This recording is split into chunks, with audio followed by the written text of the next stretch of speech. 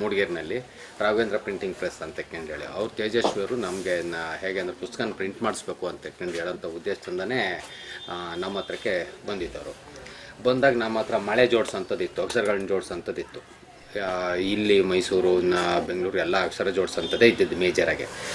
ಆನಂತರ ಏನಾಯಿತು ಅಂತ ಹೇಳಿದ್ರೆ ನಾವು 1-2 ಪುಸ್ತಕನ ಇಲ್ಲಿ ಪ್ರಿಂಟ್ ಮಾಡಿದ್ವಿ. ಪ್ರಿಂಟ್ ಮಾಡಿದ್ಮೇಲೆ ಕಂಪ್ಯೂಟ್ರ್ ಬಂತು. ಕಂಪ್ಯೂಟ್ರ್ ಬಂದಮೇಲೆ ಅವರು ಕಂಪ್ಯೂಟ್ರನ್ನ ಇದಕ್ಕೆ ಹೋದರು, ಯಾವುದಕ್ಕೆ DTP ಪ್ರಿಂಟಿಂಗಿಗೆ ಹೋದರು. ಪ್ರಿಂಟಿಂಗಿಗೆ ಹೋದ್ಮೇಲೆ ಏನಾಗ್ತಿತ್ತು ಅಂತ ಹೇಳಿದರೆ ಇದನ್ನೆಲ್ಲ ಈಸಿಯಾಗಿ ಫಾಸ್ಟಾಗಿ ಹೋಗ್ತಾ ಇತ್ತಲ್ಲ, ಆದ್ದರಿಂದ ನಮ್ಮ ಸಲಹೆ ಸಹಕಾರ ಎಲ್ಲ ಅವರಿಗೆ ಯಾವಾಗಲೂ ಬೇಕಿತ್ತು. ಯಾಕೆ ಅಂತ ಹೇಳಿದ್ರೆ ಅವರು DTP ಕಲಿಬೇಕು ಅನ್ನೋಂಥ ಒಂದು ಉತ್ಸಾಹದಲ್ಲಿದ್ದರು. ಅವ್ರ ಉತ್ಸಾಹಕ್ಕೆ ಏನಾಗ್ತಿತ್ತು ಅಂತ ಹೇಳಿದ್ರೆ ಈ ಅಕ್ಷರ ಜೋಡಿಸೋದೇ ಒಂದು ಐಡಿಯಾ. ಆ ಐಡಿಯಾ ಮೇಲೇ ಅವರು ಮಾಡ್ಕೊಳ್ಳೋದಕ್ಕೆ ಟ್ರೈ ಮಾಡಿದರು. ಅವರು ಬೇರೆಯವ್ರ ಜೊತೆ DTP ಮಾಡಿಸೋದ್ರ ಜೊತೆಗೆ ಅದರ ಕರೆಕ್ಷನ್ನೆಲ್ಲ ಅಟೆಂಡ್ ಮಾಡೋರು. ಆ ವಯಸ್ಸಿನಲ್ಲಿ ಅವರು ಆ ಕರೆಕ್ಷನ್ನೆಲ್ಲ ಅಟೆಂಡ್ ಮಾಡ್ತಿದ್ರು ಅಂತ ಹೇಳಿದ್ರೆ ನಮ್ಗೆ ನಿಜವಾಗ್ಲೂ ಆಶ್ಚರ್ಯ ಆಗ್ತಾಯಿತ್ತು. ಒಂದೊಂದು ಸಂದರ್ಭ ಏನಾಗೋದು ಅಂತ ಹೇಳಿದ್ರೆ ಒಂದು ಅಕ್ಷರನ ಜೋಡಿಸ್ಬೇಕಾದ್ರೆ ಏನಾದರೂ ವ್ಯತ್ಯಾಸಗಳು ಬಂತು ಅಂದ್ರೆ ಸೀದಾ ಬರೋರು ಬಂದ್ಬಿಟ್ಟು ಅಲ್ಲ ಕಣೆ ರಮೇಶ, ಇದು ಈ ರೀತಿ ತಾಪತ್ರೆ ಕೊಡ್ತಾ ಉಂಟಲ್ಲ ಅಂತ ಹೇಳೋರು. ಆವಾಗ ನಾನು ಅವರಿಗೆ, ಸರ್ ಒಂದು ಸ್ಪೇಸ್ ಹೊಡೀರಿ ಸರ್, ಸ್ಪೇಸ್ ಬಾರ್ ಅಂತ ಹೇಳಿ ಬರುತ್ತೆ ನೋಡಿ ನಮ್ಮ ಕಂಪ್ಯೂಟ್ರಲ್ಲಿ, ಒಂದು ಸ್ಪೇಸ್ ಹಾಕಿ ಸರ್, ಸರಿ ಆಗುತ್ತೆ. ತಕ್ಷಣ ಅಷ್ಟೇ ಸಾಕು, ಅವ್ರಿಗೆ ಸೀದಾ ವಾಪಸ್ ಹೋಗಿ ಆಯಿತು. ಹೋಗ್ಬಿಟ್ಟು ಆ ಸ್ಪೇಸ್ನ ಹಾಕಿ ನೋಡಿ ಮತ್ತೆ ಸಂಜೆ ಬರೋರು. ಸಂಜೆ ಅವರು ಸಾಮಾನ್ಯವಾಗಿ ಟೌನಿಗೆ ಬರೋಂಥ ಒಂದು ವ್ಯವಹಾರ ಇತ್ತು ಅವರು. ಹಾಗಾಗ್ಬಿಟ್ಟು ಟೌನಿಗೆ ಬಂದ್ಬಿಟ್ಟು, ಅಲ್ಲ ಕಣೆ ರಮೇಶ, ನಾನು ಎಷ್ಟು ದಡ್ಡ ಆಗಿ ಹೋಗ್ಬಿಟ್ಟೆ ನೋಡೋ, ಈ ರೀತಿ ಮಾತೆ. ಆ ರೀತಿ ಮಾತಿನಲ್ಲಿ ಎಲ್ಲರನ್ನೂ ಅಲ್ಲಿ ನಗಿಸಿ ಎಲ್ಲ ಹೋಗ್ಬಿಡೋರು.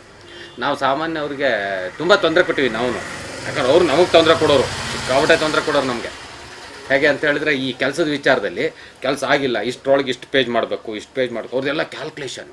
ಒಂದು ಪೇಜನ್ನು ಮಾಡೋಕ್ಕೆ ಎಷ್ಟು ಸಮಯ ಬೇಕು, ಒಬ್ಬ ಎಷ್ಟು ಪೇಜನ್ನು ಮಾಡ್ಬೋದು ಒಂದು ದಿವಸದಲ್ಲಿ, ಮತ್ತು ಡಿಸ್ಟ್ರಿಬ್ಯೂಷನ್ ಅವಾಗೆಲ್ಲ ಮಳೆನೆಲ್ಲ ಅದೇ ಅಕ್ಷರಕ್ಕೆ ಹಾಕ್ಬೇಕಲ್ಲ, 52 ಅಕ್ಷರಕ್ಕೂ ಹಾಕಿ ಮತ್ತು ಅದ್ರ 10 ಅಕ್ಷರಗಳಿಗೆಲ್ಲ ವಾಪಸ್ ಹಾಕ್ಬೇಕಲ್ಲ, ಅದಕ್ಕೆ ಎಷ್ಟು ಟೈಮ್, ಹೀಗೆಲ್ಲ ಅವ್ರದ್ದು ತುಂಬ ಲೆಕ್ಕಾಚಾರ, ಎಷ್ಟೆಷ್ಟು ಟೈಮ್ ಬೇಕಾಗ್ತದೆ, ಅದನ್ನು ಎಷ್ಟೋ ಕಡೆ ತಿಳ್ಕೊಂಡು ಬಂದರು ಅವರು. ಹಾಗಿರಂಗೆ ಇಲ್ಲೂ ಬಂದೆಲ್ಲ ಹೇಳೋರು. ನಮ್ಮಲ್ಲಿ 8-9 ಜನರು ಕೆಲಸ ಮಾಡ್ತಾಯಿದ್ವಿ. ಆ 9 ಜನರಿಗೂ ಸಮೇತ ಇವರ ಡಿಫ್ರೆಂಟ್ ಒಪಿನಿಯನ್ನು ಇವ್ರನ್ನ ನೋಡಬೇಕು ಅಂತ ಹೇಳಿ ನಮ್ಮ ಪ್ರೆಸ್ಸಿಗೆ ಇಂಥ ಟೈಮಿಗೆ ಬರ್ತಾರೆ ಅಂತ ಹೇಳಿದರೆ ಆ ಟೈಮಿಗೆ ಅಲ್ಲಿಗೆ ಯಾರಾದರೂ ಹಿಂಗೆ ನೋಡ್ಕೊಳ್ತಾ ಬರೋದು, ಏನೇ ಇಲ್ಲಿ ನೋಡ್ತೀಯಾ, ಹೊಟ್ ಒಂದೇ ಮಾತಿನಲ್ಲಿ ಅವ್ರನ್ನ ಡಿಸಪಾಯಿಂಟ್ ಮಾಡಿ ಕಳಿಸ್ಬಿಡೋರು. ಅಂದರೆ ಅಲ್ಲಿ ಕೆಲಸಕ್ಕೆ ಡಿಸ್ಟರ್ಬೇಷನ್ ಆಗುತ್ತೆ ಅಂಥೇಳಿ. ಈ ನಮ್ಮ ಜೊತೆ ಹೇಗೆ ಅಂತ ಹೇಳಿದ್ರೆ ಒಂದೊಂದು ಸರ್ತಿ ಸುಮ್ಮನೆ ಏನಾದರೂ ನಮಗೆಲ್ಲ ಸುಸ್ತಾಗಿದೆ ಅಂತ ಹೇಳಿದ್ರೆ ಬಂದ ಹಾಗೆ ನಮ್ಮ ಇದಕ್ಕೊಂದು ಏಣಿ ಇತ್ತು, ಇಲ್ಲಲ್ಲ ಇನ್ನು ಅಲ್ಲಿ ಚೇಂಜ್ ಮಾಡಿದ್ವಿ, ಇಲ್ಲಿಗೆ ಚೇಂಜ್ ಮಾಡಿದ್ವಿ. ಇನ್ನೊಂದಿತ್ತು ಅಟ್ಟ ಇತ್ತು, ಅಟ್ಟದಲ್ಲೆಲ್ಲ ಜೋಡ್ಸೋದಕ್ಕೆಲ್ಲ ವ್ಯವಸ್ಥೆ ಮಾಡ್ಕೊಂಡಿದ್ವಿ. ಮಳೆ ಇಡೋದಕ್ಕೆಲ್ಲ ಬಾಕ್ಸ್ಗಳು ಎಲ್ಲ ಇದ್ವಲ್ಲ, ಅದನ್ನೆಲ್ಲ ಇಡೋದಕ್ಕೆಲ್ಲ ವ್ಯವಸ್ಥೆ ಮಾಡ್ಕೊಂಡಿದ್ವಿ. ಅಲ್ಲಿಗೆ ಬಂದು ಅವ್ರು ಏಣಿ ಮೇಲೆ ಹತ್ತಿ ಹೀಗೆ ಇಟ್ಕೊಂಡು ನಿಂತ್ಕೊಂಡ್ಬಿಟ್ಟು ಎಲ್ಲ ಕೆಲಸ ಮಾಡ್ತಿದ್ದಾಗ ಏನಾದರೂ ಒಂದೊಂದು ಜೋಕ್ ಹೊಡೆದ್ಬಿಟ್ರೆ ಹೆಚ್ಚು ಕಡಿಮೆ ಅವು ಕೆಲವು ನೆನಪಿಲ್ಲ ನನಗೆ. ಅವು ಜೋಕ್ ಮಾತಾಡಿದ್ದು ಇವತ್ತು ಸಮೇತ ನಮಗೆ ಅರ್ಧ ಗಂಟೆ ನಗಾಡನೇನೋ ಅನ್ನಂಗೆ ಆಗುತ್ತೆ. ಎಲ್ಲರನ್ನು ನಗಾಡ ಎಲ್ಲ ಕೂತ್ಬಿಡೋರು ಹಾಗೆ ಅಲ್ಲಿಗೆ, ಸುಸ್ತಾಗಿ ಹುಡುಗ್ರಲ್ಲ. ಅದ್ರ ಮೇಲೆ ಮತ್ತೆ ಸರಿ ನಾನು ಹೋಗ್ತೀನಿ ಕಣೆ, ನೀವು ತುಂಬ ಸುಸ್ತಾಗ್ಬಿಟ್ರಿ, ಇನ್ನೂ ಜಾಸ್ತಿ ಆದರೆ ನೀವು ನಗಾಡ್ತಾನೇ ಇರ್ತೀರ ಅಂತ ಹೇಳಲಿದ್ದ ಜಾಗ ಖಾಲಿ ಮಾಡಿಬಿಡೋರು. ಅದ್ರ ಮೇಲೆ ಹಿಂಗೆ ಒಂದು ಸರ್ತಿ ಬುಕ್ಸ್ ಎಲ್ಲ ಪ್ರಿಂಟ್ ಆಯಿತು. ಪ್ರಿಂಟ್ ಆದಮೇಲೆ ಸರ್ ಕಾಫಿ ತರಿಸಿ ಅಂತ ಹೇಳಿ ಒಬ್ಬ ಹುಡುಗ ಹೇಳಾಯಿತು, ರಮೇಶ ಬಾ ಕಾಫಿ ತರ್ಸಯ್ಯ. ಅವ್ರು ಕಾಫಿ ತರ್ಸೋಕ್ಕೆ ಅಂತ ಹೇಳಿ ಹೋಗಾಯಿತು. ಅಷ್ಟರೊಳಗಡೆ ಇಲ್ಲೊಬ್ಬ ನಾಗರಾಜ್ ಅಂತ ಹೇಳಿ ನಮ್ಮ ಸ್ನೇಹಿತರು ಹೋಟ್ಲ್ ಹಾಕ್ಕೊಂಡಿದ್ದು. ಅವನು ಭಾರಿ ಸಂತೋಷವಾಗಿ ಅವ್ರಿಗೆ ಕಾಫಿ ಕೊಡೋದು ಅಂದರೆ ಅವನಿಗೆ ಸಂತೋಷ. ಒಂದು 9 ಕಾಫಿ ತಗೊಂಡು ಬರ ಅಂತಕ್ಕಂತ ಹೇಳಿ ಆಯಿತು. 9 ಕಾಫಿ ತರೋದಕ್ಕೆ ಸ್ಟ್ರಾಂಗಾಗಿ ಮಾಡ್ಕೊಂಡು ಬಾ ಅಂದರು. ಇವನು ಖುಷಿಲಿ ಹೋಗಿ ಕಾಫಿ ಪೌಡ್ರ್ ಹಾಕಿದ್ದು ಅದನ್ನು ಕ್ಲೀನಾಗಿ ಕಾಯಿಸಿದ್ದು 9 ಲೋಟ ಹಿಡ್ಕೊಂಡು ಬಂದ. ಕಾಫಿ ಲೋಟ ಹಿಡ್ಕೊಂಡು ಬಂದಾಯಿತು, ಎಲ್ರಿಗೂ ಕೊಟ್ಟಾಯಿತು, ಅವ್ರಿಗೂ ಕೊಟ್ಟಾಯಿತು. ಅವರಿಗೆ ಕೈ ಅನ್ನೋದು ಸಕ್ಕರೆ ಹಾಕ್ಲೇ ಇಲ್ಲ, ಅವನು ಮರ್ತುಬಿಟ್ಟ. ಅವ್ರಿಗೆ ಸ್ಟ್ರಾಂಗ್ ಕೊಡಬೇಕು ಅನ್ನೋದು ಒಂದೇ ತಲೆಯಲ್ಲಿ ಬಿಟ್ಟರೆ ಸಕ್ಕರೆ ಹಾಕ್ಬೇಕು ಅನ್ನೋದು ಮರ್ತೋಗಿ ಆಯಿತು. ಆಮೇಲೆ ಇವರು ಕುಡಿತಾ ಇದ್ದಾರೆ. ಇನ್ನು ಹುಡುಗರು ಎಲ್ಲರೂ ಸೇರಿಕೊಂಡು ಸ್ವಲ್ಪ ಕುಡಿತಾರೆ, ಇವ್ರನ್ನ ಮುಖ ನೋಡ್ತಾರೆ. ಇವರಿಗೆ ಹೇಳೋಂಗಿಲ್ಲ, ಅದನ್ನು ಕುಡಿಯೋಂಗಿಲ್ಲ ಅಂತಕ್ಕಂಡು ಹೇಳೋಂಗಿಲ್ಲ. ಕುಡಿಸಿ ಆಯಿತು. ಸ್ವಲ್ಪ ಕುಡ್ದವರು ಸರ್ ಅಂದರು ಒಬ್ಬ. ಏನೋ ಅದು, ಅವ್ರು ಮಾತಾಡೋ ಸ್ಟೈಲೇ ಆ ರೀತಿ. ಏನೋ ಅದು ಅಂತ ಹೇಳಿದ ಕೂಡ ಸರ್ ಸಕ್ಕರೆನೇ ಹಾಕಿಲ್ಲ. ಹೌದಲ್ಲಪ್ಪ ಮತ್ತು ಆವಾಗ ಕುಡ್ದು ನೋಡ್ತಾರೆ. ಅಲ್ಲಿವರೆಗೂ ಕುಡ್ದು ಅರ್ಧ ಗ್ಲಾಸ್ ಮುಗಿದಿದೆ, ಆವಾಗ ಕುಡ್ದು ನೋಡಿ, ಹೌದಾ ಏಯ್ ದಡ್ಡ ಸಕ್ಕರೆ ಹಾಕ್ದಲ್ಲೇ ತಂದಿಯಲ್ಲೇ, ಅವನು ನೋಡ್ತಾನೆ ನಿಂತ್ಕೊಂಡಿದ್ದೀವ್ರನ್ನ. ಅದ್ರ ಮೇಲೆ ಓಡೋಗಿ ಸಕ್ಕರೆ ಕುಡಿಯೋದ್ರೊಳಗೆ ನನಗಾಗುತ್ತೆ, ನಿಮಗೆಲ್ಲ ಸಕ್ಕರೆ ಬೇಕು ಅಂತೇಳಿ ಇನ್ನುಳಿದವರೆಲ್ಲ ಸಕ್ಕರೆ ಚೂರು ಅಲ್ಲಾಡಿಸ್ಕೊಂಡು ಕೊಡೋದಾಯ್ತು. ಇವ್ರು ಕಾಫಿ ಕೊಡೋದು. ಅದೊಂದು ಯಾವಾಗಲೂ ನಮ್ಗೆ ನೆನಪಿನ ಘಟನೆನ. ಆನಂತರ ಮತ್ತು ಇನ್ನು ತುಂಬ ಟೈಮ್ನಲ್ಲಿ ಈ ಕೆಲವು ಟೈಮ್ ಇದಾದಮೇಲೆ ನಮ್ಮದು ಪ್ರಿಂಟಿಂಗ್ ಎಲ್ಲ ಮುಗಿದ್ಮೇಲೆ ಈ ಕಟಿಂಗ್ ಎಲ್ಲ ಬರ್ತಾಯಿದ್ರು ಅವರು. ಯಾತಕ್ಕೆ ಅಂದರೆ ಮಾಸ್ಟರ್ಗಳನ್ನೆಲ್ಲ ತೆಗಿಯೋದಕ್ಕೆ ನಮ್ಮ ಪೇಪರ್ ಬೇಕು. ಏನು ಪೇಪರ್ ಅದು? ಇದು ಇದು ಬರ್ತಲ್ಲ, ಟ್ರೇಸಿಂಗ್ ಪೇಪರ್. ಆ ಟ್ರೇಸಿಂಗ್ ಪೇಪರ್ನ ಕಟ್ ಮಾಡೋದಕ್ಕೆ ಅಂತ ಬರೋರು, ಅದನ್ನು ಸೆಂಟ್ರ್ ಕಟ್ ಮಾಡಿಸೋದಕ್ಕೆ ಅಂತೇಳಿ. ಅವ್ರಿಗೆ ಈ ಹುಡುಗರೆಲ್ಲ ಕಟ್ ಮಾಡಿದರೆ ಎಲ್ಲಿ ಕ್ರಾಸ್ ಬಂದರೆ ಕಂಪ್ಯೂಟರ್ ಕ್ರಾಸ್ ಹೋಗುತ್ತೋ ಅನ್ನೋ ಒಂದೇ ಒಂದು ದೃಷ್ಟಿಯಿಂದ ಅವ್ರೇನು ಮಾಡೋರು ಅಂತ, ರಮೇಶ ಪ್ಲೀಸ್ ಕಟ್ ಮಾಡ್ಕೊಡಯ್ಯ. ಹಾಂ ಆಯಿತು ಸರ್, ಇಡೀ ಸರ್ ಏನಾಗೋದಿಲ್ಲ. ಕೊಳೆ ಆಗ್ತದೆ ಕಣೆ, ಕೈನಲ್ಲಿ ಕೊಳೆ ಇರ್ತದೆ. ಆಯಿತು ಕೈ ತೊಳ್ಕೊಂಡ್ರೆ ಇನ್ನೂ ಮಾಯ್ಚರ ಇದಾಗುತ್ತೆ ಸರ್, ನಾವು ಪೇಪರ್ನಲ್ಲಿ ಒರೆಸ್ಬಿಟ್ರೆ ಏನಾಗೋದಿಲ್ಲ ಅಂತೇಳಿ ನಾವು ಪೇಪರ್ ಹಿಂಗೆ ಒರೆಸ್ಬಿಟ್ಟು ತೆಗೆದುಕೊಂಡು, ಅಲ್ಲ ಪೇಪರ್ ವೇಸ್ಟ್ ಮಾಡಿದೆ. ಇಲ್ಲ ಸರ್ ಅದು ವೇಸ್ಟೇ ಪೇಪರ್ ಅಂತೇಳಿ ನಾವು ಹೇಳಿದರೆ, ಹಾಂ ಸರಿ ಆವಾಗ ಸರಿ ಆಗೋರು ಅದ್ಮೇಲೆ ಪೇಪರ್ ಕಟ್ ಮಾಡಿಕೊಡ್ತಿದ್ವಿ. ಅದನ್ನು ಹಾಗೇ ಅದೇ ಬಾಕ್ಸಿಗೆ ಹಾಕ್ಕೊಟ್ಬಿಟ್ರೆ ದುಡ್ಡು ಕೊಡೋಕ್ಕೆ ಅಂತ ಬರೋರು. ಸಾರ್ ನಿಮ್ಮ ಹತ್ರ ದುಡ್ಡು ತಾಳೋದು ಉಂಟ, ಇನ್ನೊಂದು ಸರ್ತಿ ಬರೋದಿಲ್ಲ ಕಣೆ, ನಿನ್ನ ಪ್ರೀತಿ ಮಾಡಿಸಿದ್ರೆ ಇನ್ನೊಂದು ಸರ್ತಿ ಬರೋದಿಲ್ಲ, ಇನ್ನು 5 ರೂಪಾಯಿನೋ 2 ರೂಪಾಯಿನೋ 3 ರೂಪಾಯಿನೋ ತಾಂಡ್ರೆ ಮಾತ್ರ ಬರೋದು ಅಂತೇಳಿ. ಆಮೇಲೆ ಇರಲಿ ಸರ್ ಇನ್ನೊಮ್ಮೆ ತಾಳ್ತೀವಿ, ಒಂದೇ ಸರ್ತಿ ತಾಳ್ತೀವಿ ಅಂಥೇಳಿ ಹಾಗೆ ನಾವು ಅವ್ರನ್ನ ಕಳಿಸ್ತಿದ್ವಿ. ಅದ್ರ ಮೇಲೆ ಅವರಿಗೆ ಒಂದೇ ಒಂದು ಅಭ್ಯಾಸ ಅಂತ ಹೇಳಿದ್ರೆ ಇಲ್ಲಿ ನಶ್ಯ ಸ್ವಲ್ಪ ಹಾಕೋದು. ಅದಕ್ಕಾಗಿ ಅವ್ರು ಎಲ್ಲಿದ್ದಾರೆ ಅಂತ ಹೇಳಿದ್ರೆ ಮೂಡಿಗೆರೆಗೆ ಬಂದರೆ ಆ ನಶ್ಯ ಅಂಗಡಿನಲ್ಲಿ ಇರ್ತಾಯಿದ್ರು ಮೇಜರಾಗಿ. ಆನಂತರ ಅವರಿಗೆ ಸ್ವಲ್ಪ ಈ ಕೂತ್ಕೊಂಡಾಗ ಏನಾದರೂ ಒಂದೊಂದು ಬಾಯಿಗೆ ಹಾಕ್ಕೊಳ್ಳೋಂಥದ್ದು ಅಭ್ಯಾಸ. ಮನೇಲಿ ಈ ಕುರ್ಕುಲ್ ತಿಂಡಿ ಅಂತ ಹೇಳ್ತಾರಲ್ಲ, ಆ ರೀತಿ ಬಾಯಿಗೆ ಹಾಕ್ಕೊಳ್ಳೋದು ಅಭ್ಯಾಸ. ಮತ್ತು ಅವ್ರ ಮನೆಯವ್ರಿಗೂ ಬೇಕಲ್ಲ, ಅಥವಾ ಇನ್ಯಾರಾದ್ರೂ ಬಂದೋದವ್ರಿಗೂ ಬೇಕಲ್ಲ, ಅದಕ್ಕಾಗಿ ಅವರು ಇಲ್ಲಿಂದ ಅಯ್ಯಂಗಾರ್ ಬೇಕ್ರಿಗೆ ಒಂದು ಬರೋರು. ಫಸ್ಟು ಅಯ್ಯಂಗಾರ್ ಬೇಕ್ರಿ, ಆನಂತರ ಪೇಪರ್ ಅಂಗಡಿ, ಆನಂತರ ನಶ್ಯ ಅಂಗಡಿ. ನಶ್ಯ ಮುಗಿದ್ರೆ ನಶ್ಯ ಅಂಗಡಿ, ಇಲ್ಲ ಪೇಪರ್ ಅಂಗಡಿ, ಇವಿಷ್ಟೇ ಅವ್ರದ್ದು. ಮತ್ತೇನಿಲ್ಲ, ಪೆಟ್ರೋಲ್ ಬಂಕ್ ಬೇಕಾದರೆ ಪೆಟ್ರೋಲ್ ಬಂಕು, ಇಲ್ಲ ಅಂತ ಹೇಳಿದ್ರೆ ಇನ್ನು ಅವ್ರದ್ದು ನಾಯಿ ಏನೋ ಇತ್ತು, ಅದಕ್ಕೆ ಬೇಕಾದ ಸ್ವಲ್ಪ ಇದನ್ನೆಲ್ಲ ತೊಗೊಳೋರು. ಯಾವುದು ಮಾಂಸ ಇದನ್ನೆಲ್ಲ ಸ್ವಲ್ಪ ಕಾಲು ಪೀಸು ಕೋಳಿದು ಇದನ್ನು ಸ್ವಲ್ಪ ಟೈಮ್ ತಗೊಳ್ಳೋರು. ಅದನ್ನು ದೂರದಲ್ಲಿ ನಿಂತು ಬಾರೆ ಅಂತ ಹೇಳಿ ತರಿಸ್ಕೊಂಡು ಸೀದಾ ಹೋಗ್ಬಿಡೋರು. ಈ ರೀತಿ ಅವರು ಹೆಚ್ಚಾಗಿ ಅಂತ ಹೇಳಿದ್ರೆ ಮೂಡಿಗೆರೆನಲ್ಲಿ ನನಗೆ ಗೊತ್ತಿರಂಗೆ ಹೆಚ್ಚಿನ ಕಾಂಟ್ಯಾಕ್ಟ್ ಇದ್ದದ್ದು ಅಂತ ಹೇಳಿದ್ರೆ ನಮ್ಮ ಪ್ರೆಸ್ಸಿಗೇನೆ. ಕೆಲವ್ರು ಬಂದು ಅವ್ರು ಫ್ರೀ ಇರ್ತಾರಾ, ಹೋಗ್ಬೋದಾ, ಹೋದರೆ ಮಾತಾಡಿಸ್ತಾರ, ಹೀಗೆಲ್ಲ ಕೇಳ್ಕೊಂಡು ಅಲ್ಲಿಗೆ ಹೋಗೋರು. ಯಾಕೆ ಅಂತ ಹೇಳಿದ್ರೆ ಕೆಲವ್ರಿಗೆ ಅವರು ಇಂಟ್ರೂನೇ ಕೊಡ್ತಾ ಇರಲಿಲ್ಲ. ಯಾರು ಬಂದಿದ್ದಾರೆ ಅಂತ ಹೇಳಿ ಕಿಟಕಿಲಿ ನೋಡಿ ದೂರದಿಂದ ನೋಡಿಬಿಟ್ರೆ ನನ್ನ ಸಮಯ ಎಲ್ಲ ಹಾಳಾಗ್ತದೆ, ನನ್ನ ತಲೆನ ಹಾಳು ಮಾಡಿಬಿಡ್ತಾರೆ, ಡೈವರ್ಟ್ ಮಾಡ್ತಾರೆ ಅಂತಕೊಂಡು ಹೇಳಿ ನಾಳೆ ನಾಡ್ದು ಬರೋಕ್ಕೆ ಹೇಳ, ಇವತ್ತು ನಾನು ಏನೋ ಮಾಡ್ತಾಯಿದ್ದೀನಿ ಅಂತಕೊಂಡು ಯಾರ ಹತ್ರ ಹೇಳಿ ಕಳಿಸ್ಬಿಡೋರು ಹೊರಗಡೆಯಿಂದ. ಹಾಗಾಗ್ಬಿಟ್ಟು ಹೋಗ್ಬೇಕಾದ್ರೆ ಯಾವ ಟೈಮಿಗೆ ಹೋದ್ರೆ ಅವ್ರು ಫ್ರೀ ಇರ್ತಾರೆ, ಅದು ಒಂದು ವಿಚಾರ ಇತ್ತು ಅವ್ರು. ಯಾಕೆಂದರೆ ಟೈಮ್ಗೆ ತುಂಬ ಬೆಲೆ ಕೊಡೋರು. ಅಥವಾ ಇಲ್ಲ ಅವ್ರು ಏನಾದ್ರು ಒಂದು ಮಾಡಬೇಕು ಅಂತ ಹೇಳಿದಾಗ ಮಧ್ಯೆ ಡಿಸ್ಟರ್ಬೇಷನ್ ಬೇಕಾಗಿರಲಿಲ್ಲ ಯಾರನ್ನ ನಾನು, ಅದರಿಂದ ಅವ್ರನ್ನ ಯಾರನ್ನೂ ಅಲೋ ಮಾಡ್ತಿರ್ಲಿಲ್ಲ. ಇದು ಅವರ ದಿನಚರಿ. ಮತ್ತು ಅವ್ರ ಫಂಕ್ಷನ್ಗಳಂತ ಹೇಳಿದ್ರೆ ಕರೀತಾರೆ ಕಣೆಯ ರಮೇಶ, ಸುಮ್ಮನೆ ಏನೇನೋ ಮಾತಾಡಿಸ್ತಾರೆ ನಮ್ಮ ಹತ್ರ. ಫಂಕ್ಷನಿಗೆ ಕರೆದು ಏನೇನೋ ಮಾತಾಡಿಸ್ತಾರೆ. ಇದರಿಂದ ಏನಾಗುತ್ತೆ ಅಂತ ಹೇಳಿದ್ರೆ ನಮ್ಮ ಮನಸ್ಸು ಹಾಳಾಗುತ್ತೆ. ಮತ್ತು ಎರಡನೇದಾಗಿ ನಾನು ಹೋಗಿ ಕೂತ್ಕೊಂಡು ಬ್ಯಾಡ್ದಕ್ಕೆ ಒಳ್ಳೇದು ಅಂತ ಹೇಳ್ಕೆಟ್ಟು ಬರೋಕ್ಕಾಗುತ್ತೇನೆ. ನಾನು ಏನು ಹೇಳ್ಬೇಕು ಅದನ್ನೇ ಹೇಳಬೇಕು. ಅಲ್ಲಿ ಹೇಳಿದ್ರೆ ಇದ್ದವ್ರಿಗೆಲ್ಲ ಬೇಜಾರಾಗ್ತದೆ, ತೇಜಸ್ವಿ ಕೆಟ್ಟ, ಯಾಕೆ ಬೇಕು ನನಗೆ, ಅದರಿಂದ ಹೋಗದೇ ಇರೋದೇ ಒಳ್ಳೇದಲ್ಲ ಅಂತ ಹೇಳ್ಕೊಂಡು ಬಂದು ಡಿಸ್ಕಸ್ ಮಾಡೋರು. ಕೆಲವು ಪ್ರೋಗ್ರಾಮ್ಗೆಲ್ಲ ಹೋಗಿ ಇನ್ವೈಟ್ ಮಾಡಿ ಎಲ್ಲ ಕರೆದ್ರವರೆಲ್ಲ ಬರಬೇಕು ಅಂತ ಭಾರೀ ಒತ್ತಡ, ಏನು ಅವ್ರಿಗೆ ಬೇಕಾದ್ರೆ ಒಂದು 2-3 ಜನರು ಹೇಳಿದಾಗ ಮಾತ್ರ ಅವರು ಇದು ಮಾಡೋರೇ ಹೊರತು ಇಲ್ಲಾಂದರೆ ಇದಕ್ಕೆ ಬರ್ತಾ ಇರಲಿಲ್ಲ.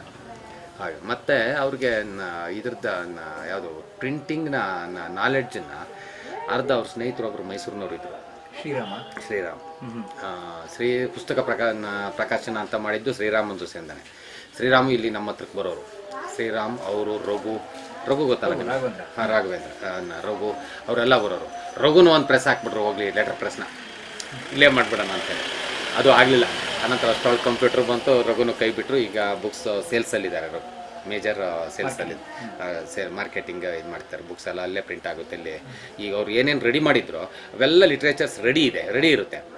ಬೇಕು ಅಂತ ಹೇಳಿದಾಗ ಅದನ್ನ ಕಂಪ್ಯೂಟ್ರಲ್ಲಿ ಕಂಪ್ಯೂಟ್ರಲ್ಲಿ ತೊಗೊಳ್ಬೋದು, ಅಥವಾ ಅವರು ಪ್ರಿಂಟ್ಔಟಿಗೆ ಇದು ಮಾಡಿದ್ರಲ್ಲ ಅವೇ ಸಾಕು, ಅವನ್ನೇ ತೊಗೊಂಡ್ಬಿಟ್ಟು ಪ್ರಿಂಟ್ ಮಾಡಿಸಿ ಬೈಂಡ್ ಮಾಡಿಸೋದು ಅಷ್ಟೇ. ಏನು ಒಂದು 2-3 ಡೇಸ್ ಒಳಗೆ ಎಷ್ಟು ದೊಡ್ಡ ಪುಸ್ತಕ ಆದ್ರೂ ರೆಡಿ ಆಗಿಬಿಡುತ್ತೆ. ಯಾಕೆ ಮೈಸೂರಿನಲ್ಲಿ ಟೆಕ್ನಿಕಲ್ ಲೇಬರ್ಸ್ ಇದ್ದಾರೆ, ಹಾಗಾಗ್ಬಿಟ್ಟು ಭಾರಿ ಫಾಸ್ಟಾಗಿ ಕೆಲಸ ಆಗುತ್ತೆ. ಅದೇ ಈಗ ನೋಡಿ, ಆನಂತರ ನಾವು ಆಫ್ಸೆಟ್ ಮಿಷಿನ್ ಹಾಕಿದ್ವಿ. ಈಗ ಆಫ್ಸೆಟ್ ಮಿಷಿನ್ನಲ್ಲಿ ಗಂಟೆಗೆ 5,000 ಹೋಗುತ್ತೆ. ಅದೇ ಲೆಟರ್ ಪ್ರೆಸ್ನಲ್ಲಿ ಒಂದು ಹೊಡಿಬೇಕಾದ್ರೆ ಒಂದು 2,000 3,000 ಹೊಡಿಬೇಕಾದ್ರೆ ಹೈಯೆಸ್ಟ್ ಆಗಿತ್ತು. ಈಗ ಇದು ಫಾಸ್ಟ್ ಮ್ಯಾನ್ಯುವಲ್ ಅದು ಮ್ಯಾನ್ಯುವಲ್ ಒಂದೊಂದೇ ಪೇಪರ್ ಇಡಬೇಕಿತ್ತು. ಇದು ಹಾಗೇನಿಲ್ವಲ್ಲ, ಇದು ಬಲ್ಕ್ ಎಷ್ಟು ಬೇಕಾದ್ರೂ ಫೀಡ್ ಮಾಡಿಟ್ರು ಅದು ಒಂದೊಂದೇ ತಗೊಂಡು ಇದಾಗುತ್ತೆ, ಫಾಸ್ಟಾಗಿ ಕೆಲಸ ಆಗುತ್ತೆ. ಅಷ್ಟೇ ವ್ಯತ್ಯಾಸಗಳು ಇದಕ್ಕೆ. ನಾವು ಕಿರುಗೂರಿನ ಗೈಯಾಳಿಗಳು ಎರಡು ರೌಂಡ್ ಹೊಡಿದ್ವಿ. ಒಂದು ಸರ್ತಿ 1,000 ಪುಸ್ತಕ, ಇನ್ನೊಂದು ಸರ್ತಿ 2,000 ಪುಸ್ತಕ ಲೆಟರ್ ಪ್ರೆಸ್ಸಲ್ಲಿ. ಅಲ್ಲಿ ಶ್ರೀರಾಮಲ್ಲ, ಇನ್ನು ಅಲ್ಲಿ ಬೆಂಗಳೂರು ಇವರ ಕೊಲೀಗ್ಸ್ ಇದಾರಲ್ಲ, ಅವರೆಲ್ಲ ಇದು ಮೂಡಿಗೆರೆನಲ್ಲಿ ಪ್ರಿಂಟ್ ಆಯಿತು ಅಂತ ಹೇಳಿದ್ರೆ ಯಾರೂ ನಂಬಲಿಲ್ಲ. ಆನಂತರ ಇವರು ತಾಳೆಯ ನಾನು ಫೋನ್ ಮಾಡ್ತೀನಿ ಕೇಳಯ್ಯ, ನೀನು ರಾಘವೇಂದ್ರ ಪ್ರಿಂಟಿಂಗ್ ಪ್ರೆಸ್ ಮೂಡಿಗೆರೆ ರಮೇಶ್ ಅಂತಿದ್ದಾರೆ, ಅವ್ರ ಟೀಮ್ ಒಂದು 9 ಜನರಿದೆ, ಅವ್ರು ಮಾಡಿದ್ರು ಕಣೆ ಅಂತ ಹೇಳಿ ಅಲ್ಲಿಂದ ಫೋನ್ ಮಾಡಿ ಅವ್ರಿಗೆಲ್ಲ ಕನ್ಫರ್ಮ್ ಮಾಡಿದ್ಮೇಲೆ ಅವ್ರು ನಂಬಿದ್ರು. ಅಲ್ಲಿವರೆಗೂ ನಂಬಿರಲೇ ಇಲ್ಲ. ಇಷ್ಟು ಚೆನ್ನಾಗಿ ಕೆಲಸ ಮಾಡ್ತಾರ. ಅಲ್ಲ, ಒಂದು ಪುಸ್ತಕ ಪ್ರಿಂಟ್ ಆಗಿದೆ ಅಂತ ಹೇಳಿದ್ರೆ ಆರ್ಡಿನರಿ ಇದೇನಲ್ಲ, ಲೆಟರ್ ಪ್ರೆಸ್ಸಲ್ಲಿ ಯಾಕೆ ಅಂತ ಹೇಳಿದ್ರೆ ಆರ್ಡಿನರಿ ಕೆಲಸ ಏನಲ್ಲ. ತುಂಬ ಲೇಬರ್ ಬೇಕು, ತುಂಬ ಶ್ರಮ ಬೇಕು, ಮತ್ತು ಎರಡನೇದಾಗಿ ಟೆಕ್ನಿಕಲಿ ಸ್ವಲ್ಪನಾದರೂ ಐಡಿಯಾಸ್ ಬೇಕು. ಅಂದರೆ ಐಡಿಯಾಸ್ ಅವ್ರಿಗಿತ್ತು, ಏನು ಅವ್ರಿಗೆ ಐಡಿಯಾಸ್ ಇದ್ರೂ ಮಾಡೋರಿಗೂ ಸ್ವಲ್ಪ ಐಡಿಯಾಸ್ ಬೇಕಲ್ಲ. ಹಾಗಾಗಿ ಅದೊಂದು ಒಳ್ಳೆ ಮಾರ್ಗದರ್ಶನನೇ ನಮ್ಗೆ ಅವರಿಂದ. ಯಾಕೆ ಅಂತ ಹೇಳಿದ್ರೆ ಈ ಪುಸ್ತಕನ ಪ್ರಿಂಟ್ ಮಾಡೋದಕ್ಕೆ ಅಥವಾ ಇವತ್ತು ಕೆಲಸ ಮಾಡೋದಕ್ಕೆ ನಮ್ಗೆ ಅವ್ರದ್ದೊಂದು ಧೈರ್ಯ, ಕರೇಜ್, ಏನಾದರೂ ಮಾಡ್ಬೋದು, ಸಾಧ್ಯ ಯಾವುದೂ ಇಲ್ಲ ಅನ್ನೋಂಥ ಒಂದು ಕರೇಜ್ ನಮಗೆ ಬಂದಂಗೆ. ತೇಜೇಶ್ವರ್ ನಮ್ಮ ಹತ್ರ ಬರ್ತಾ ಇದ್ರಲ್ಲ, ಆವಾಗಲೂ ಇದು ಮಿಷಿನೇ ಇದು ಟೋಟಲಿ ಅವತ್ತಿನ ವ್ಯಾಲ್ಯೂ ಇದು ಓನ್ಲಿ 20,000 rupees. ಇವತ್ತು 1,40,000 rupees. ಇವತ್ತಿನ ವ್ಯಾಲ್ಯೂ ಇದಕ್ಕೆ 1,40,000 rupees. ಅವತ್ತಿಗೆ ಇವತ್ತು ಲೆಕ್ಕ ಹಾಕಿದ್ರೆ 6 ಪಟ್ಟು ಜಾಸ್ತಿನೇ ಇದೆ ಈ ಮಿಷಿನಿನ ಬೆಲೆ. ಒಳ್ಳೆ ಮಿಷಿನ್. ಎಷ್ಟು ವರ್ಷ ಆಗೋದು? 20 years, 20 ವರ್ಷ. ಇದರಲ್ಲಿ ಏನು ಬೇರೆ ಕೆಲಸ ಅಂದರೆ ಓನ್ಲಿ ಕಟಿಂಗ್ ಅಷ್ಟೇ, ಮತ್ತು ಬೇರೆ ಇನ್ನು ಯಾವುದಕ್ಕೂ ಉಪಯೋಗ ಆದಿಲ್ಲ, ಕಟಿಂಗ್ ಇರುತ್ತೆ. ಇದು ಪ್ರಿಂಟಿಂಗ್ ಮಿಷಿನ್. ಇದು ನಾರ್ಮಲ್ ನೀವು ನೋಡಿದಿರಿ ಎಲ್ಲ ಕಡೆನೂ ಕಂಡೇ ಕಾಣುತ್ತೆ. ಅವ್ರ ಜೊತೆ ನಾವೇನಾಗಿತ್ತು ಅಂತ ಹೇಳಿದ್ರೆ ಈ ಒಡನಾಟ ಅಥವಾ ಈ ತೇಜಸ್ವಿಯವರು ಅನ್ನೋಂಥ ಭಾವನೆ ಇಲ್ದಲೇ ನಾವು ಮಾತಾಡ್ತಾ ಇದ್ವಿ ನೋಡಿ. ಈಗ ಏನು ಯಾರೋ ಕಸ್ಟಮರ್ ಈಗ ನೀವೇನೋ ಆರ್ಡರ್ ಕೊಡಕ್ ಬಂದ್ರಿ ಅಂತ ಹೇಳಿದ್ರೆ ನಿಮ್ಗೆ ಯಾವ ರೀತಿ ಕನ್ವಿನ್ಸ್ ಮಾಡ್ತಿದ್ವಿ ಅಥವಾ ಅವರಿಂದ ಏನು ತಿಳ್ಕೊಳ್ಬೇಕು ಅಂತ ಹೇಳ್ತಿದ್ವಿ. ಆ ರೀತಿಯ ಬಾಂಧವ್ಯ ಇದ್ದಿದ್ರಿಂದ ನಮ್ಗೆ ತೇಜಸ್ವಿಯವರು ಬಂದಿದ್ದಾರೆ ಅಂತ ಹೇಳಿ ಇದಾಗ್ತಾ ಇರಲಿಲ್ಲ. ಏನು ಎಕ್ಸ್ಟ್ರಾ ಅಲ್ಲ, ಇದು ಹೆದರಿಕೆ ಅಥವಾ ಏನೋ ಒಂದು ಫಿಯರ್ನೆಸ್ ಇವ್ಯಾವ ಆಗ್ತಿರ್ಲಿಲ್ಲ. ಹಾಗಾಗಿ ಏನಾಗ್ತಿತ್ತು ಅಂತ ಹೇಳಿದ್ರೆ ಅವರು ನಮ್ಮ ಜೊತೆ ಅಷ್ಟೇ ಇದಾಗಿ ಮೂವ್ ಆಗೋರು. ಈಗ ಒಂದು 4 ಪೇಜ್ ರೆಡಿ ಆದ ಕೂಡಲೇ ನಾವು ಒಂದು ಪ್ರೂಫ್ ಮಿಷಿನಲ್ಲಿ ಪ್ರೂಫ್ ಹೇಳದ್ ಕೊಡ್ತಿದ್ವಿ ಅವರಿಗೆ. ಪ್ರೂಫ್ ಹೇಳದ್ ಕೊಟ್ಕೊಳ್ಳೇನೆ ಯಾಕೆ ಅಂತ ಹೇಳಿದ್ರೆ ಒತ್ತು, ದೀರ್ಘ ಇವನ್ನೆಲ್ಲ ಪ್ರತಿಯೊಂದು ಬರೆದಾಗನು ಬರಿಬೇಕಾದ್ರೆ ಎಲ್ಲಿ ಪೆನ್ ಇಟ್ಟಿರ್ತಿದ್ರು ಆ ರೀತಿ ಇದ್ರನ್ನ ನೋಡ್ಕೊಳ್ತಾ ಹೋಗ್ತಾ ಇದ್ರು. ಆ ನೋಡ್ಕೊಳ್ತಾ ಇದ್ದಾಗ ಏನಾಗ್ತಿತ್ತು ಅಂತ ಹೇಳಿದ್ರೆ ನಮ್ಮ ಟೈಮ್ ಭಾರಿ ಬೇಕಾಗ್ತಿತ್ತು. ರಾತ್ರಿ ಕೆಲವು ದಿವಸ 2 ಗಂಟೆ 12 ಗಂಟೆ 1 ಗಂಟೆವರೆಗೂ ಕೆಲಸ ಮಾಡ್ತಿದ್ವಿ. ಇವ್ರ ಕಾಟ ತಡೆಲಾರ್ದಲ್ಲೇ ಒಂದು ದಿವಸ 11 ಗಂಟೆಗೆ ಬನ್ನಿ ಅಂತ ಹೇಳಿದ್ವಿ. ರಾತ್ರಿ ಸರಿ ಪೊರೈಸೋತಿಗೆ 11 ಗಂಟೆ ಆಗುತ್ತೆ, ನೀವು 11 ಗಂಟೆಗೆ ಬಂದ್ರೆ ಒಂದು ಪ್ರೂಫ್ ನೋಡ್ಬೋದು ಸರ್, ಬೆಳಗ್ಗೆ ಮುಂಚೆ ನೀವು ಬರೋದ್ರೊಳಗೆ ನಾವು ಪ್ರಿಂಟ್ ಹಾಕ್ಬಿಡ್ತೀವಿ ಅಂತೇಳಿ. ಅದು ಏನಾಯ್ತು, ತಪ್ಪು ನಮ್ದೇ ಅಂತಲ್ಲ, ಅವ್ರ ಮನ್ಸಿಗೆ ನೋವು ಮಾಡಬಾರ್ದು ಅಂತ ಹೇಳೋಂಥ ಒಂದು ಉದ್ದೇಶದಿಂದ ಡೈರೆಕ್ಟ್ ಹೇಳ್ಬಿಟ್ವಿ ಆ ಕಡೆ. ಸರಿ ಇವ್ರು 11 ಗಂಟೆ ಅಂದರೆ 11 ಗಂಟೆಗೆ ಬಂದ್ಬಿಟ್ರು. ನಮಗೆ ಆಶ್ಚರ್ಯ ಆಯಿತು. ಆದ್ರೆ ನಾವು ಕೆಲಸ ಮಾಡ್ತಾ ಇದ್ವಿ, ಇವ್ರು 11 ಗಂಟೆಗೆ ಬಂದು ಪ್ರೂಫ್ ನೋಡೋದ್ರು. ಅಂದ್ರೆ ಅಷ್ಟು ಒಂದು ಅಕ್ಯುರೇಸಿ ಟೈಮ್, ಆ ಟೈಮ್ ಮೇಂಟೈನ್ ಮಾಡಬೇಕು ಅನ್ನೋಂಥ ಒಂದು ಭಾವನೆ ಇತ್ತು. ಈಗ ಈ ಕೆಲಸದಲ್ಲಿ ಇದು ಕೆಲಸ ಆಗೋದಿಲ್ಲ. ಯಾಕೆ ಅಂತ ಹೇಳಿದ್ರೆ ಫಿನಿಶ್ ಮಾಡಬೇಕು ಅಂತ ಹೇಳಿದ್ರೆ ನಾನು ನನ್ನ ಟೈಮಿಗೆ ಹೋಗದೆ ಇದ್ರೆ ಅವರಿಗೆ ಲೇಬರ್ ವೇಸ್ಟ್ ಆಗುತ್ತೆ, ಜೊತೆಗೆ ಎಲ್ಲ ನಿದ್ರೆ ಮಾಡಿ ಕಾಲ ಕಳೆದು ಬಿಡ್ತಾರೆ ಅನ್ನೋ ಒಂದೇ ಉದ್ದೇಶಕ್ಕೆ ಅವ್ರೇನಂತ ಹೇಳಿದ್ರೆ 11 ಗಂಟೆ ರಾತ್ರಿಗೆ ಬಂದಿದ್ರು. ನಮ್ಗೆ ಇವತ್ತು ಆಶ್ಚರ್ಯ ಆಗ್ತದೆ. ಅದನ್ನ ಇಲ್ಲಿಂದ ಸ್ಕೂಟ್ರಲ್ಲಿ ಬರಬೇಕು ಅಂತ ಹೇಳಿದ್ರೆ ಅವಾಗ ವೆಹಿಕಲ್ ಬೇರೆ ಇರಲಿಲ್ಲ, ಅವ್ರ ಹತ್ರ ಸ್ಕೂಟ್ರ್ ಇದ್ದಿದ್ದು, ಅದೇ ಸ್ಕೂಟ್ರಲ್ಲಿ ಬರೋರು. ಮತ್ತು ಎರಡನೇದಾಗ ಅವ್ರು ಸ್ಕೂಟ್ರಲ್ಲಿ ಯಾರನ್ನೂ ಹಿಂದ್ಗಡೆ ಕೂರಿಸ್ತಿರ್ಲಿಲ್ಲ. ಯಾಕೆ ಅಂತ ಹೇಳಿದ್ರೆ ನಿಲ್ಲಿಸಿ ಅಂತ ಕೈ ಅಡ್ಡಾಕ್ತಾರೆ, ಅಡ್ಡಾಕಿದ ಕೂಡಲೇ ಕೂರಿಸ್ಬೇಕು, ಕೂರಿಸಿದ ಕೂಡಲೇ ಡಿಸ್ಟರ್ಬೇಷನ್ ಆಗುತ್ತೆ. ಅವರು 20 ಕ್ವಶನ್ ಕೇಳ್ತಾರೆ, 20 ಕ್ವಶನ್ಗೆ ಆನ್ಸರ್ ಮಾಡಬೇಕು. ಇವೆಲ್ಲ ಅವರಿಗೆ ತಲೆನೋವು ಆಗೋದ್ರಿಂದ ಅವ್ರು ಸುಮ್ಮನೆ ಬರ್ತಾ ಇರಲಿಲ್ಲ. ಏನಾದರೂ ಒಂದು ಆ ಕಡೆ ಈ ಕಡೆ ನೋಡ್ಕೊಳ್ತಾ, ಯಾರನ್ನಾದ್ರೂ ಒಬ್ಸರ್ವ್ ಮಾಡ್ತಾ ಇಂಥ ವಿಚಾರದಲ್ಲೇ ಬರ್ತಾ ಇರ್ತಿದ್ರು. ಹಾಗಾಗ್ಬಿಟ್ಟು ಈ ಸ್ಕೂಟರ್ನಲ್ಲಿ ಕೂರಿಸಿದ್ರೆ ತಾಪತ್ರ ಆಗ್ತದೆ ಅಂತ ಸ್ಕೂಟರ್ ಸೀಟ್ನೇ ತೆಗೆದಾಕ್ಬಿಟ್ಟಿದ್ರು. ನೀವು ಅವ್ರ ಸ್ಕೂಟರ್ ನೋಡಿದಿರಲ್ಲ, ಈಗಲೂ ಇದೆ ಮನೇಲಿ. ಹೌದೌದು, ಈಗಲೂ ಮನೇಲಿ ಇದೆ. ಅದ್ರ ಅವರು ತೀರೋದ್ ದಿವಸ ಇದು ಏನಾಗಿತ್ತು ಅಂತ ಹೇಳಿದ್ರೆ ಸ್ಕೂಟರ್ನಲ್ಲಿ ಬ್ಯಾಗ್ ನೇತಾಕಿದ್ರಲ್ಲ, ಆ ಬ್ಯಾಗ್ ಹಾಗೇ ಇತ್ತು. ಇವತ್ತು ನಮಗೂ ತುಂಬ ನೋವಾಗಂಥ ವಿಚಾರ ಅಂತ ಹೇಳಿದ್ರೆ ಬ್ಯಾಗ್ ಅಲ್ಲಿಗೆ ನೇತಾಕಿ ಸೀದಾ ಮನೆಗೆ ಹೋಗಿದ್ದಾರೆ ಅಷ್ಟೇ. ಮನೆಗೆ ಹೋಗಿ ಅವ್ರು ಪಾರ್ಸಲ್ ಇಟ್ಕೊಂಡು ಹೋಗಿದ್ರು.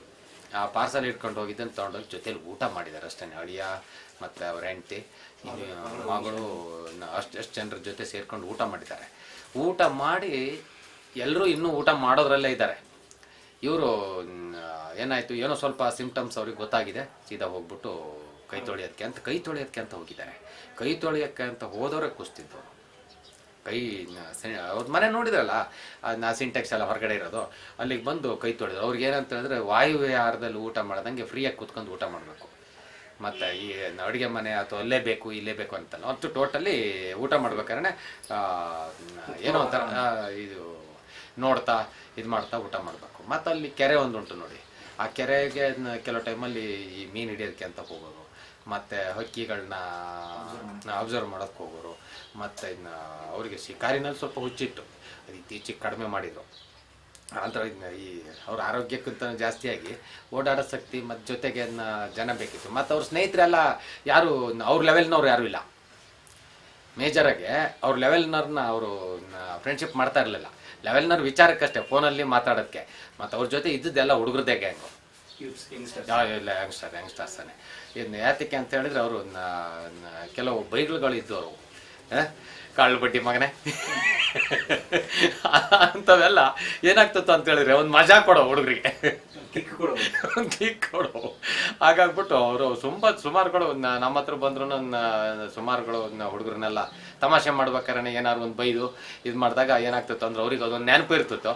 ಮತ್ತು ಅದು ಈ ಆಯಾಸ ಎಲ್ಲ ಮರ್ತೋಗಿ ಮತ್ತೊಂದು ಕೆಲಸ ಸ್ಟಾರ್ಟ್ ಮಾಡೋರು, ಆಯಾಸ ಎಲ್ಲ ಮರ್ತೋಗಿ ಕೆಲಸ ಸ್ಟಾರ್ಟ್ ಮಾಡೋರು. ನಿಜವಾಗ್ಲೂ ಅವ್ರ ಜೊತೆ ಒಡನಾಟ ನಮಗೆ ಇದು ಇವತ್ತು ನೆನಪಿರೋಂಥದ್ದೇ. ಇವತ್ತೇನು ಇನ್ನೂ ಕೆಲವೇ ಕಾಲಗಳು ನಾವಿರಲ್ಲಿವರೆಗೂ ನೆನಪಿರೋಂಥದ್ದೇ. ಇದು ನೀವು ಸಾಮಾನ್ಯವಾಗಿ ಅವ್ರನ್ನ ನೋಡಿದ್ರೆ ನೋಡಿರ್ಲಿಲ್ಲ, ಟಿ ವಿ ಪೇಪರ್ ಅಷ್ಟೇ. ಟಿ ವಿನಲ್ಲಿ ಹೇಗಿದ್ರು ಅವ್ರು ಸೇವ್ ಮಾಡೋದು ಭಾರಿ ಕಡಿಮೆ.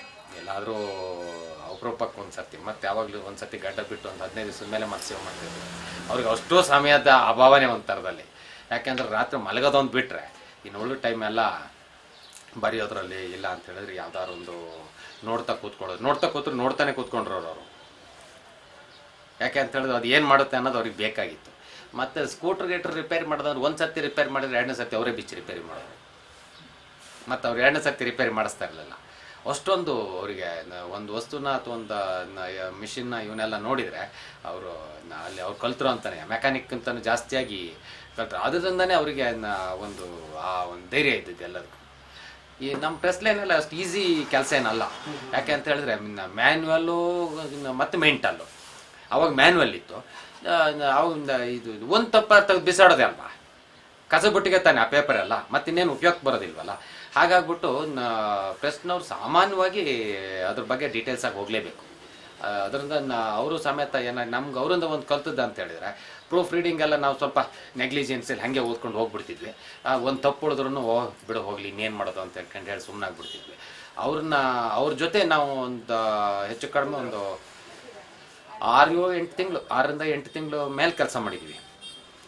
ಒಂದು ಬುಕ್ಕು ಫಿನಿಷ್ ಆಗ್ಬೇಕಾದ್ರೆ 1 ತಿಂಗಳು ಬೇಕಿತ್ತು.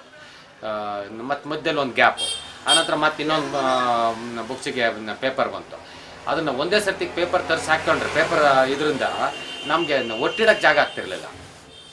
ಏನು ಒಂದು 2,000 ಪುಸ್ತಕ ಅಂತ ಹೇಳ್ಬಿಟ್ಟು ಇದ್ರ ಅರ್ಧ ಆಗ್ಬಿಡೋದು, ಏನು ಕಡಿಮೆ ಇರ್ತಿರ್ಲಿಲ್ಲ.